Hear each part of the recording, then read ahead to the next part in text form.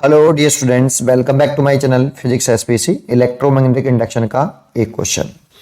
A closed circular conducting loop is moving inside a uniform magnetic field inside as on the figure. Select the correct statement. Correct statement ढूंढना है। Induced EMF in close loop is zero but between points P and Q is not a zero. एक एक करके देखते हैं। जैसे पहला choice देखते हैं तो ये मेरे को करेक्ट लग रहा है। कौन लग रहा है जरा समझे।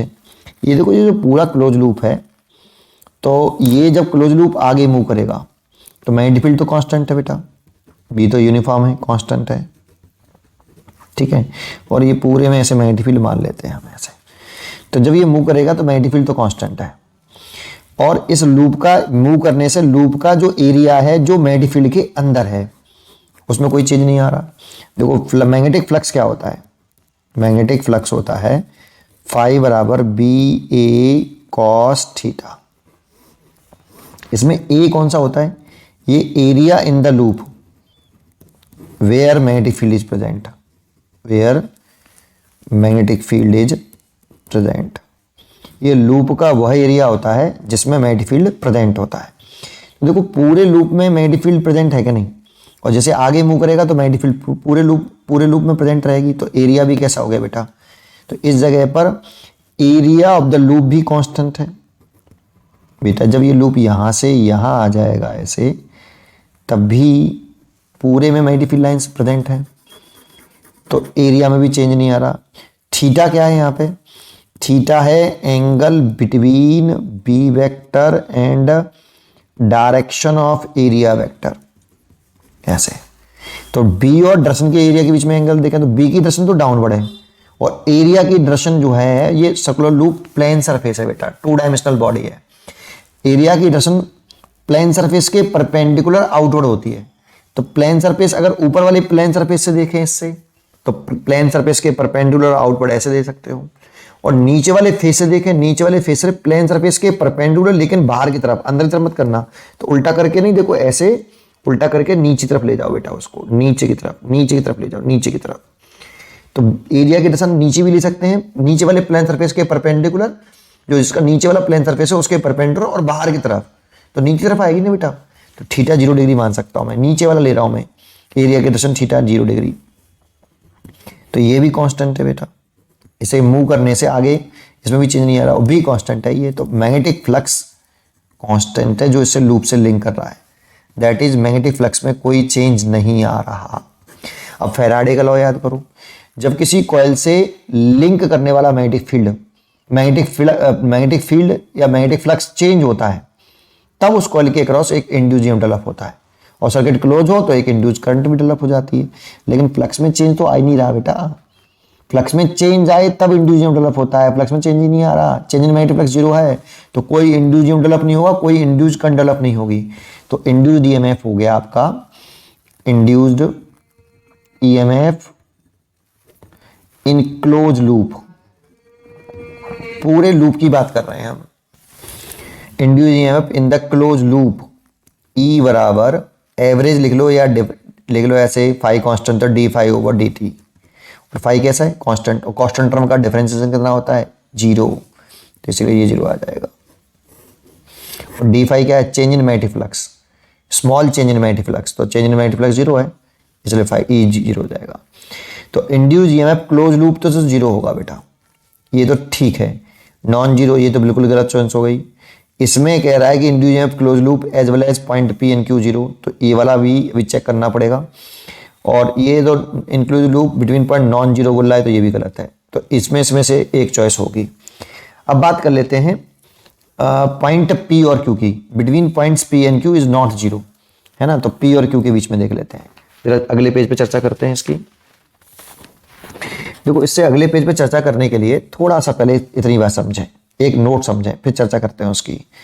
कि अगर कोई रॉड है ना, कोई कंडक्टिंग रॉड है ऐसे, और वो ऐसे है बेटा, इसकी ये लंबाई है और ये मैग्नेटिक फील्ड है और ये वेलोसिटी है। क्या लेंथ और वेलोसिटी परपेंडिकुलर दिखाए मैंने? नहीं। तो इस उसका जनरल फार्मूला होता है, जनरल फार्मूला किसका, induced EMF produce across the ends of rod, इस एंड्स के अक्रॉस जो इंड्यूस डेवलप होता है ई, ये होता है V cross B dot L vector, ये जनरल फॉर्मूला होता है। अब इसमें दो केस होते हैं, सब केस होते हैं जो बहुत इंपॉर्टेंट होते हैं, डायरेक्टली पता होने चाहिए। क्या? पहला केस है जब वेलोसिटी, मैग्नेटिक फील्ड और लेंथ तीनों म्यूचुअली परपेंडिकुलर हो, तब इंड्यूस्ड ईएमएफ जो आता है, इससे तीनों म्यूचुअली परपेंडिकुलर का मतलब ऐसे कि मैग्नेटिक फील्ड डाउनवर्ड मान लिया मैंने, अब बड़ी मान सकते थे, और ये लेंथ मान ली और ये वेलोसिटी। तो देखो लेंथ, वेलोसिटी और मैग्नेटिक फील्ड तीनों परपेंडिकुलर हैं, तब इंड्यूस्ड ईएमएफ रॉड के एंड के क्रॉस ये बी बी एल होता है।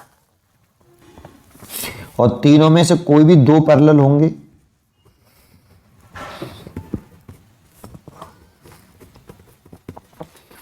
तो इंड्यूस्ड ईएमएफ 0 आता है। ये दोनों केस इसी से बने हैं बेटा, अब सब डायरेक्ट बता रहा हूं मैं आपको भी।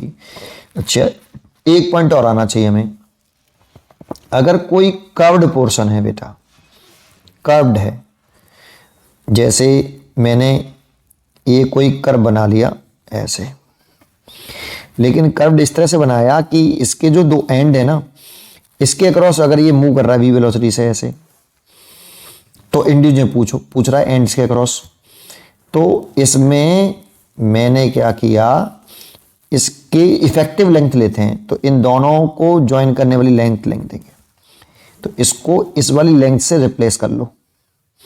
लेकिन ये अगर लेंथ जो रिप्लेस करने के बाद जो आ रही है वो वेलोसिटी और मैग्नेटिक फील्ड तीनों म्यूचुअली परपेंडिकुलर आ रहे हैं, तो ये लगाओ। अब जरूरी थोड़ी है म्यूचुअली परपेंडिकुलर आए, अगर मैं ऐसे लेता है ना और ये मूव ऐसे कर रहा होता तो इफेक्टिव में लेंथ ये लेता, और ये लेता तो इफेक्टिव लेंथ ये है और वेलोसिटी ये है, तीनों म्यूचुअली परपेंडिकुलर कहाँ है बेटा? अब तीनों म्यूचुअली परपेंडिकुलर नहीं है, तो फिर मैं ये लगाता बेटा, तीनों म्यूचुअली परपेंडिकुलर होते तो ये लगा लेता बी बी एल। ठीक है, ये बात समझ में आई। इफेक्टिव लेंथ से रिप्लेस कर लेते हैं एंड से इसको एक रिप्लेस कर लीजिए, फिर उसमें फॉर्मूला लगा लीजिए ये वाला। अच्छा, दूसरी बात, इसमें कौन सा एंड हायर पोटेंशियल पर है और कौन सा लोअर पोटेंशियल पर है, ये भी बहुत इंपॉर्टेंट है इस क्वेश्चन के लिए। वो कैसे पता करते हैं? जैसे इसमें मेरे को पता करना है कि इसमें से P और Q में से कौन सा एंड हायर पोटेंशियल पर है और कौन सा लोअर पोटेंशियल पर है, क्योंकि जो इंड्यूस्ड ईएमएफ है वो पोटेंशियल डिफरेंस है। तो कैसे निकालें? V क्रॉस B की डायरेक्शन निकालें हमेशा। V क्रॉस B की डायरेक्शन क्यों निकालें? कि जो वायर के अंदर जो पॉजिटिव चार्ज नेगेटिव चार्ज होगा उस पर मैग्नेटिक फोर्स लगता है जब वो चार्ज पार्टिकल मूव करते हैं। अगर चार्ज पार्टिकल पॉजिटिव है तो V क्रॉस B की डायरेक्शन और FM की डायरेक्शन सेम होगी, और नेगेटिव है तो V क्रॉस B की और FM की डायरेक्शन अपोजिट होगी। तो V क्रॉस B की डायरेक्शन निकाल लो। तो V cross B right hand से निकाल लेते हैं। वेलोसिटी वेक्टर की डायरेक्शन में राइट हैंड की फिंगर रखिए और फिर छोटे एंगल से मैग्नेटिक फील्ड की तरफ अपनी राइट हैंड की फिंगर को मैग्नेटिक फील्ड की तरफ घुमा दीजिए। तो देखो मैग्नेटिक फील्ड नीचे की तरफ है बेटा इसमें, तो वेलोसिटी की डायरेक्शन में राइट हैंड की फिंगर, अपनी फिंगर को घुमाइए मैग्नेटिक फील्ड की तरफ छोटे एंगल से। श्योर होना चाहिए कि आपकी फिंगर मैग्नेटिक फील्ड के टूवर्ड्स ही घूम रही है, ये श्योर कर लेना। तो देखो नीचे तरफ है तो नीचे तरफ घूम रही है, थंब इधर आ रहा है तो थंब V क्रॉस B की डायरेक्शन को बता रहा है। अगर चार्ज पार्टिकल पॉजिटिव है तो फोर्स इधर लगेगा मैग्नेटिक फील्ड की डायरेक्शन में, V क्रॉस B की डायरेक्शन में। तो V क्रॉस B की डायरेक्शन इधर आई तो ये पॉजिटिव चार्ज पार्टिकल पर फोर्स लगेगा इधर और नेगेटिव पर लगेगा इसके अपोजिट। तो ये हायर पोटेंशियल पर हो गया, लोअर पोटेंशियल पर हो गया। दैट मीन्स इसको ऐसे रिप्लेस कर सकते हैं, ऐसे ये प्लस का और ये माइनस का। चलिए अपने मेन क्वेश्चन पर आते हैं। अब अपने मेन क्वेश्चन पर आए तो हमारा मेन क्वेश्चन ये था कि P और Q के अक्रॉस इंड्यूस्ड ईएमएफ पूछ रहा है। तो देखो इस लूप के दो हिस्से कर लो, एक तो ये वाला PQ वाला पार्ट, इसे मैं मान लेता हूँ M और इसे मान लेता हूँ N। तो इस लूप के दो हिस्से करो, एक तो हिस्सा मैंने किया ये वाला P और ये जस्ट इसके नीचे डला हुआ है यहाँ Q, और ये वाला मैंने माना है M और ये V वेलोसिटी। तो आप इसको ऐसे मूव कर रहा है और मैग्नेटिक फील्ड डाउनवर्ड डायरेक्शन में है ना, तो आप इसको इससे रिप्लेस कर लीजिए बेटा, इस वाले लेंथ से। और देखो ये वाली जो लेंथ है अगर इससे रिप्लेस करोगे तो ये जो लेंथ है L, ये वेलोसिटी, लेंथ और मैग्नेटिक फील्ड तीनों म्यूचुअली परपेंडिकुलर है, और तीनों म्यूचुअली परपेंडिकुलर है। मैंने आपको इससे रिप्लेस कर लिया PQ से, ये P और ये Q और ये वेलोसिटी, इसकी लेंथ L मान लो। तो इंड्यूस्ड ईएमएफ डेवलप होगा P और Q क्रॉस E बराबर VBL, तीनों म्यूचुअली परपेंडिकुलर हैं इसीलिए। और कौन सा एंड हायर पोटेंशियल पर होगा? तो V क्रॉस B करो, ऐसे V क्रॉस भी आ रहा है, दैट मीन्स ये हायर पोटेंशियल पर है और ये लोअर पोटेंशियल पर है, तो इसको ऐसे रिप्लेस कर सकते हैं, ऐसे, ये प्लस है और ये माइनस है।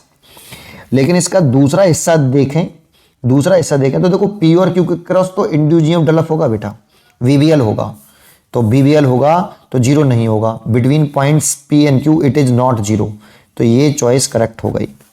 इसमें तो कह रहा है कि जीरो है दोनों, तो ये वाली भी गलत हो गई। अब इसका सेकंड वाला पार्ट भी कंप्लीट कर दूं, नहीं फिर आपको कंफ्यूजन क्रिएट होगा कि फिर पूरे क्लोज लूप में इंड्यूस जीरो कहाँ है सर। तो देखो इसका जो सेकंड पार्ट था ये PQ के वाले इधर वाला, ये P पॉइंट और ये Q पॉइंट, ये कुछ इस तरह से था ऐसे। जब ये पूरा लूप ही चल रहा है V वेलोसिटी से, तो ये वाला पार्ट भी V वेलोसिटी से चल रहा होगा और इसके एंड ये हैं, तो इस वाले लूप को भी मैं इस वाली वायर लेंथ से रिप्लेस कर सकता हूँ, तो इसको भी मैंने रिप्लेस कर लिया इस वाली लेंथ से। ये P पॉइंट है, ये Q पॉइंट है, ये अब वाला है N, तो PQN की बात करें तो इसे रिप्लेस किया, तो इसके अक्रॉस भी इंड्यूस जब देखेंगे तो इसकी लंबाई L है, तो इंड्यूस इसमें भी BBL आएगा। और इसमें भी अगर मैं देखूं तो कौन सा हायर आएगा बेटा, तो यही हायर आएगा बेटा। तो एक्चुअल में ये जो पूरा लूप में बना रहा था, ये ऐसे और ये ऐसे, ये P था, ये Q था, तो इसमें ये प्लस का था और ये माइनस का था, ये प्लस ये माइनस। ऐसे इसमें देखूं तो ये प्लस है और ये माइनस है, ऐसे है ना। तो इसका भी EMF VBL है और इसका भी EMF VBL है। अब बताओ ये दोनों एक ही लूप के अंदर है कि अलग अलग लूप के अंदर है? ये तो कोई इमेजिनरी लाइन है कोई, बस केवल बीच में कोई लाइन नहीं है। अब दोनों सेल किस कॉम्बिनेशन में है, सीरीज में या पैरेलल में? तो बच्चों को लगता है पैरेलल में, दोनों प्लस प्लस माइनस माइनस एक ही लूप के अंदर है बेटा। ये करंट ड्रॉ करना चाहेगा ऐसे और ये करंट ड्रॉ करना चाहेगा ऐसे, है ना। तो एक क्लॉकवाइज करंट निकालना चाहता है, एक एंटी क्लॉकवाइज, और दोनों एक ही लूप में होने की वजह से सीरीज कॉम्बिनेशन में है। और सीरीज कॉम्बिनेशन में भी कौन सा, अपोजिट ऑर्डर में अरेंज है, हेल्प नहीं कर रहे एक दूसरे का, अपोज कर रहे हैं, अपोजिंग ऑर्डर है, क्योंकि ये करंट क्लॉक, ये एंटी क्लॉक, इसलिए नेट EMF निकालेंगे, सीरीज में है और अपोजिंग नेचर में तो घटा देंगे बेटा, तो नेट EMF जीरो आएगा। तो पूरे क्लोज लूप के क्रॉस, ये क्लोज लूप के क्रॉस आया, नेट EMF जीरो है, जो कि हमने शुरुआत में बोला कि क्लोज लूप के क्रॉस नेट EMF जीरो होगा, है ना। लेकिन अगर इसके दो पार्ट कर लोगे, PQ वाला पोर्शन देखोगे केवल P और Q के क्रॉस, तो वो जीरो नहीं होगा। उम्मीद करता हूं कि आपको ये क्वेश्चन जरूर समझ में आया होगा। पढ़ते रहिए और खुश रहिए।